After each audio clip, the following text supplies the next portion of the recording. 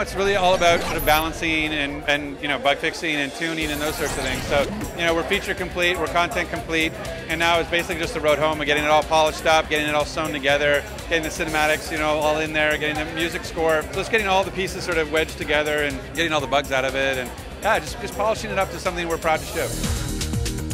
The locusts never do anything normal, so it's always about how can they do something with some kind of creature in the way that, the Brumok being a tank and that kind of stuff, and the Reavers being their sort of, air support. And so the Tickers are sort of their anti-vehicle landmines in a way, and they like to scurry around like roaches and hide, and then when they get close enough to the player, they'll like settle in and vibrate and then explode. So you got to try to either shoot them or you can actually melee them and knock them back and blow them up in midair. The whole thing about the Tickers is that click, click, click, click sound their teeth make, and so that gives you a clue like, uh-oh, Tickers in the area, and I got to sort of watch the ground and never know where they're going to come from. The taller guys are what we call the Cantus. They're sort of the version of a Locust Monk. And they're equipped with the new weapons in the game, the Gorgon pistol, the burst fire pistol, and the ink poison grenade that they have that sends it out. And so one of the cool things is that if they take enough damage, they'll actually summon Tickers to kind of distract you while they try to get away, and they'll roll evade out of the way and send Tickers at you to keep you busy. And they also have a cool ability that they can actually revive at a distance. So while they're in the background, if you down a couple of drones and they don't finish them off, he'll do a chant and they'll get back up and go after you again. So you sort of have to kind of go for him first. We have the Centaur tank, and I think if you pay attention to the end of the demo where he says Reavers were one thing, but what a Brumok? I mean, there's at least 2 more vehicles right there. So we like them as sort of, we call them sort of like the sorbet of gameplay. It cleanses your palate and gets you ready for the next sort of core combat loop. And so it's something we definitely have in the game, and it's a lot of fun to just sort of lay out to destroy everything in your path. It's a lot of fun. And the big thing for us for co-op is like when you look at co-op, we feel like there's a threshold where you can actually break the game by having too many people involved. You can get in and all of a sudden there's like story events being fired off and bosses getting killed, and you're like, I was just picking up a gun and now we're on to the next cinematic. Like, what happened? I don't understand, right? So we really looked at it from a story perspective, like where's the right threshold for making sure the people that are playing co-op are actually still engaged in the story. And this is whatever. He's still engaged in the story. This is Mr. AKA Marcus Phoenix and Carlos Ferro.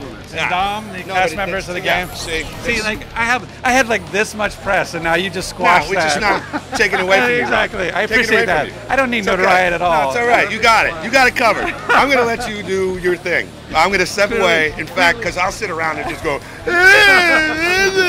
Because you're known for not being able to talk. That's true. I'm known for not being able to say a word. Absolutely. Give an exclusive. I've changed my name to Dominic Santiago legally. So I'm no longer Carlos Ferro. Dominic Santiago. Yeah. He's going, Rod, interview. Yeah, exactly. Marcus, interview. Marcus. Yeah, press. That's it. So yes. Goddamn press and never let up. Incoming!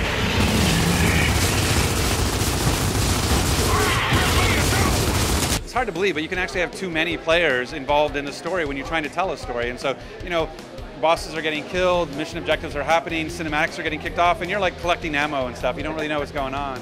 And so we said, let's keep it 2-player and let's allow that relationship of Dom and Marcus still to exist and allow both players to experience the story the best way we can.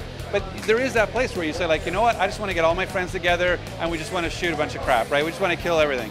And that was what we came up with Horde. Horde was like, okay, we're going to have 5-person co-op, and it's just wave after wave of just, relentless, seemingly endless locust horde that you just get to go and just shoot crap with your friends and have a really good time. And so that's what we really felt like we could really add to the co-op experience of Gears 2, was this horde mode to allow for that.